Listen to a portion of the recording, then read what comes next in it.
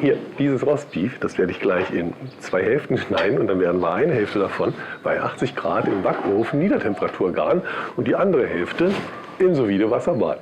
Hallo, Nico hier, schön dich zu sehen. Und ich kann dir jetzt schon verraten, das wird richtig lecker werden. Legen wir los. Da mein Stück Rostbeef noch von einer dicken Schicht Fett bedeckt ist und voller Sehnen, muss ich es erst noch parieren. Dafür braucht man unbedingt ein scharfes Ausbeinmesser. Wenn du ein fertig pariertes Stück Rostbeef vom Metzger kaufst, kannst du diesen Teil natürlich überspringen. Ich kann aber nur empfehlen zu lernen, wie man sein Fleisch selber pariert, da es wesentlich günstiger ist. Außerdem kann man die Abschnitte verwenden, um köstliche Bratensoße oder Brühe daraus zu machen. Ich entferne hier als erstes die dicke Fettschicht. Das Fett könnte man theoretisch dran lassen, aber darunter befindet sich auch noch eine Schicht Sehnen. Und wenn man dann später sein Rostbeef entspannt essen möchte, muss man erst noch mit Messer und Gabel das Fleisch sezieren. Und mir persönlich macht das keinen Spaß. Darum kommt alles ab. Um die Sehnen vom Fleisch zu schneiden, sticht man mit dem Messer darunter ein, hält die Klinge in einem leichten Winkel nach oben und schneidet dann von sich weg. Meistens durchtrennt man dabei die Sehne früher oder später. An der Stelle kann man die Sehne dann greifen und mit dem Messer in die andere Richtung schneiden, bis sie ab ist. An der Seite vom Rostbeef befindet sich die sogenannte Kette. Man kann sie mit den Fingern lösen, an einigen Stellen muss man dabei allerdings mit dem Messer nachhelfen. Dann noch alle Sehnen auf der Unterseite entfernen und das Rostbeef ist bereit. Ich schneide es wie gesagt in 2 Hälften und erhalte dadurch Stücke mit etwa 800 Gramm Gewicht. Ich fange mit dem sous-vide gegarten Rostbeef an, weil es länger dauert, als es im Backofen zu garen.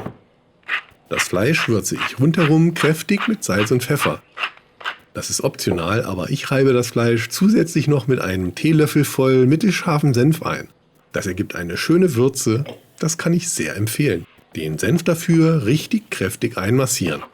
Alle Zutaten stehen auch noch einmal unterhalb vom Video in der Infobox. Dort ist auch ein Link zum geschriebenen Rezept auf meiner Homepage für das Sous-Vide Rostbeef und für das Rostbeef bei 80 Grad Niedertemperatur. Das Rostbeef gebe ich dann in einen Vakuumierbeutel, vakuumiere es und lege es bei 56 Grad für 4 Stunden ins Sous-Vide Wasserbad. Bevor es mit dem anderen Stück Fleisch weitergeht, bereite ich noch den Backofen vor. Und zwar heize ich ihn auf 80 Grad Ober-Unterhitze vor. Umluft ist nicht geeignet und heize eine Form mit vor, in die wir später das Fleisch legen. Die Form mit vorzuheizen ist wichtig. Wenn man bei so niedrigen Temperaturen später eine kalte Form in den Ofen stellt, fällt die Temperatur zu stark ab und das Ergebnis wird verfälscht. Zusätzlich befestige ich den Temperaturfühler meines Grillthermometers am Gitterrost. Zum einen, um die Backofentemperatur korrekt zu regulieren und um später auch die Kerntemperatur vom Rostbeef zu kontrollieren. Das Rostbeef für den Backofen würze ich auf die gleiche Weise. Ich hatte es zwischendurch in den Kühlschrank gestellt und würze es jetzt wieder kräftig mit Salz und Pfeffer und reibe es ringsherum mit einem Teelöffel voll Senf ein. Als nächstes erhitze ich meine schwere Gusseisenpfanne, bis sie zu rauchen beginnt. Dann erst das Öl dazugeben und darin verteilen. Das Rostbeef muss für insgesamt 6 Minuten, nicht länger, rundherum angebraten werden. Das Rostbeef hat 6 Seiten, daher braten wir es auf jeder Seite für 1 Minute bei großer Hitze kräftig braun an. Stell dir dafür am besten einen Wecker, da es wichtig ist, das Fleisch nicht zu lange zu braten, bevor es in den Backofen gelegt wird. Es ist aber genauso wichtig, es nicht zu kurz zu braten. Das Rostbeef nach dem Anbraten sofort in die Form im Backofen legen und eine Temperatursonde in die dickste Stelle vom Fleisch stecken. Ich verwende hier das Inkbird IBT 4XS. Einen Link dafür habe ich in der Infobox, falls du dich dafür interessierst. Ich plane das Fleisch 1,5 Stunden zu garen. Entscheidend ist aber die Kerntemperatur von 56 bis 58 Grad für ein rosa bzw. medium gegartes Rostbeef. Die Zeit dient nur zur groben Orientierung und Planung. Das Schöne an beiden Verfahren ist, sollte man aus welchen Gründen auch immer noch nicht zum Servieren bereit sein, der Klassiker, die Gäste verspäten sich, kann man das Fleisch noch bis zu 1 Stunde im Sous-Vide Wasserbad lassen oder im Backofen. Die Backofentemperatur muss man dann aber auf 60 bis 65 Grad senken, damit das Rostbeef nicht weiter gart. Machen wir einen Sprung in die Zukunft. Ich nehme das Sous-Vide gegarte Rostbeef aus dem Wasserbad, packe es aus und trockne es ab. Das habe ich in meiner Hektik mit den beiden Rostbeef leider vergessen zu filmen. Trockne das Rostbeef also vor dem Braten bitte gut ab. Das Sous-Vide Rostbeef brate ich bei großer Hitze für 1 bis 2 Minuten auf der Ober- und Unterseite an. Sei so lieb und drück kurz auf den Daumen nach oben, damit YouTube erfährt, dass dir das Video gefällt und hilfreich ist. Sei auch so gut und hilf mir dabei, den Kanal weiter wachsen zu lassen und abonniere meinen Kanal, falls du das noch nicht gemacht hast. Dankeschön! So, genug Eigenwerbung, weiter geht's mit dem köstlichen Rostbeef. Das Sous-Vide Rostbeef ist schön angebraten und ich lege es auf ein Schneidebrett.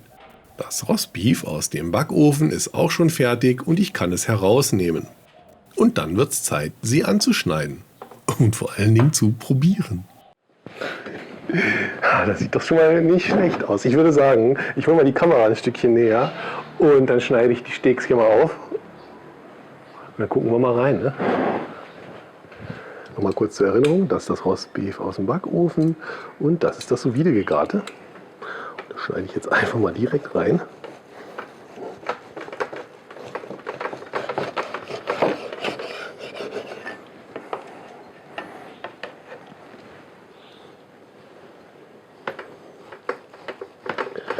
Ich glaube, das sieht schon mal ziemlich gut aus und ich brauche dringend ein größeres Schneidebrett für solche Experimente. Mal ein bisschen zusammenschieben. So. Oh, mir läuft das Wasser im Mund zusammen und ich hoffe, das geht dir jetzt ähnlich und du hast richtig große Lust bekommen, in die Küche zu gehen und deine eigene Rostbeef selber zu machen. Ich habe ja gesagt, das wird lecker. Also Sous-Vide oder bei Niedertemperatur bei 80 Grad im Backofen, das sind zwei absolut sichere Methoden, die funktionieren immer. Jetzt fehlt nur noch der ultimative Geschmackstest und den mache ich einfach mal ganz frech.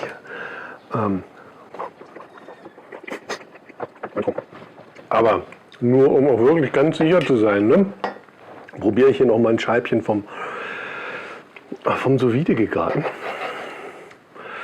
Also dieses Aroma. Wenn du die Wahl hast, entscheide dich für Sous-Vide. Wir haben durch Sous-Vide einfach die Möglichkeit, das Rostbeef länger zu garen, ohne es durchzugaren. Also bei 80 Grad im Backofen. Ich habe gedacht, das dauert 2 Stunden, ging jetzt aber wesentlich schneller. Also war jetzt fast in einer Stunde, knapp eine Stunde, ein bisschen länger. War es fertig. Also das kann man gar nicht länger drinnen lassen. Dann ist es einfach zu durch und wird einfach zu trocken. Während man bei Sous-Vide jetzt bei 56 Grad das Rostbeef, ich hätte es auch 8 Stunden drin lassen können, aber dann wird es einfach so weich, dann ist es auch nicht mehr schön. Also, das gesagt, meine Freunde kommen gleich zum Essen, ich muss hier mal ganz schnell umbauen. Aus dem Grund verabschiedet sich der Nico jetzt ganz schnell. Vielen Dank fürs Einschalten. Vielleicht sehen wir uns ja gleich im nächsten Backofen-Experiment wieder.